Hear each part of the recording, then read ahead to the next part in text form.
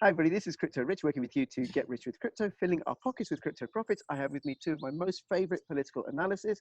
This is something that I do regularly with them. I listen to all their shows, and I'll have links to their channels in the description below. So go check them out and get their perspectives. They are Tom Luongo and Alexander Mercouris from the Duran. And we're going to be talking about the coronavirus, Obama, the election. We're going to be talking about Assange, Snowden, and who knows what else is going to be coming up in the conversation. Now, before I introduce them, I'm going to ask you to please follow me on Twitter, CryptoRichYT, join my Telegram announcements channel. And also, if you're watching this on YouTube, come over to BitTube, because I'll post this first on BitTube. Plus there's a section of this video that we're not going to post on YouTube because of YouTube censorship. And that's going to be the conversation about the politics of the societal, economic, and political changes that have hit the world globally since March this year.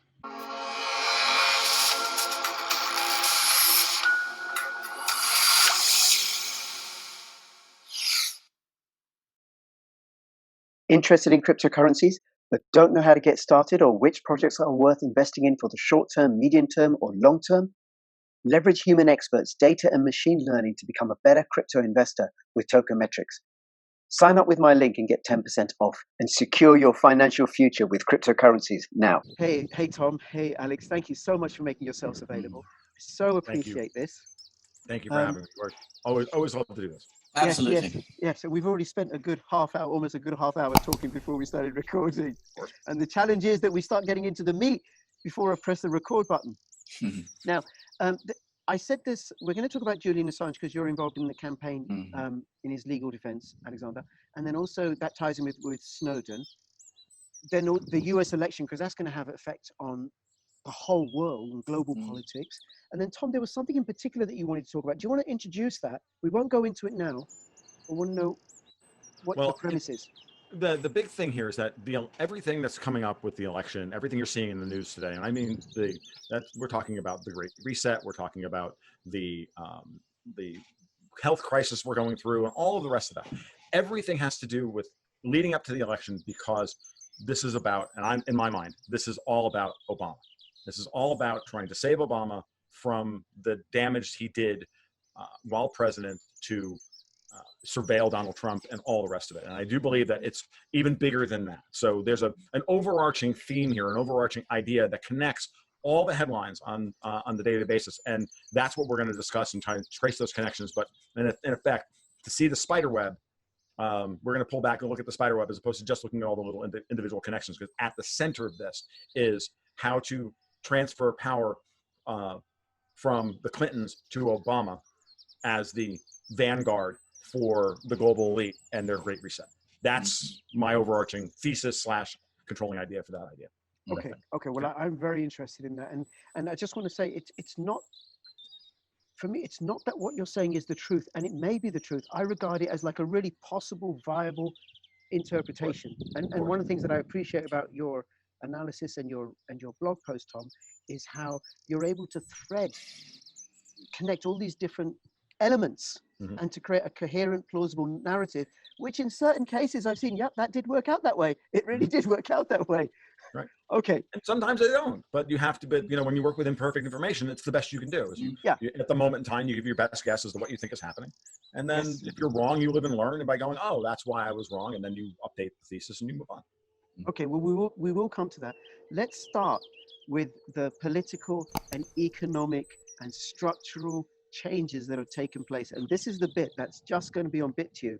So, and you'll have to go find my channel on through the links in the description below and come and watch this bit over there. Okay.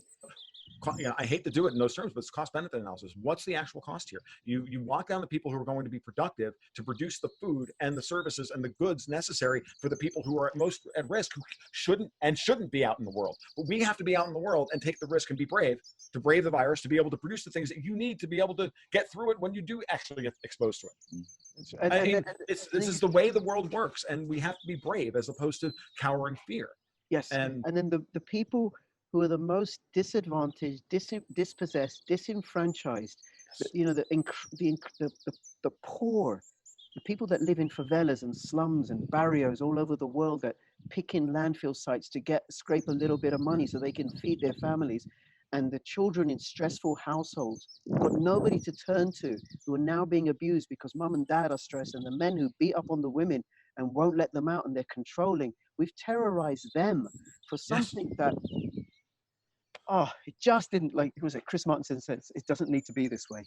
To let No, people it absolutely doesn't, and it's and that is what we need to be most outraged about. And when people get, and that's when we have to draw the line in the sand. And you know, that ties that back into what we're part of what we're seeing in the United States with the rioting. You've got all these people who are just angry. Yeah, you know, a lot of people are just angry in general, and they just needed an excuse to become radicalized because you've taken their future away from them. Absolutely. Okay? I mean, this is, you know, I could have easily been one of these people at any point in my life. And this is the other part of this, is that you all have to realize that at some point, everyone reaches their breaking point. I think very early on in the process, I said, you know, when you uncover someone's existential fear, you uncover their inner tyrant. And with the thing that they're willing to do to, you know, no matter how libertarian you are, no matter how much no matter how much, at some point, when you get your existential fear, when you enter your room 101, you uncover your inner tyrant. And we've seen that play out everywhere throughout this pandemic. And, or I hate to even call it that. And that's the thing that is, and at that point, people aren't asking very simple questions like what you just talked about. Is the cost of the human cost of the alcoholism and the drug abuse and the cost of the children and the isolation and all the psychological damage and the physical damage you've done to people, isn't that worse than just the number you put up on the headlines every day? Because you're going to wind up killing more people through suicides than you are through the virus itself. Yep. Okay, guys, thank you so much. We're gonna move on, and this is the part that will be aired on BitTube and the other censorious channel, larger censorious channel. And what I want to do, Alex, I just want to start talking about Assange and Snowden.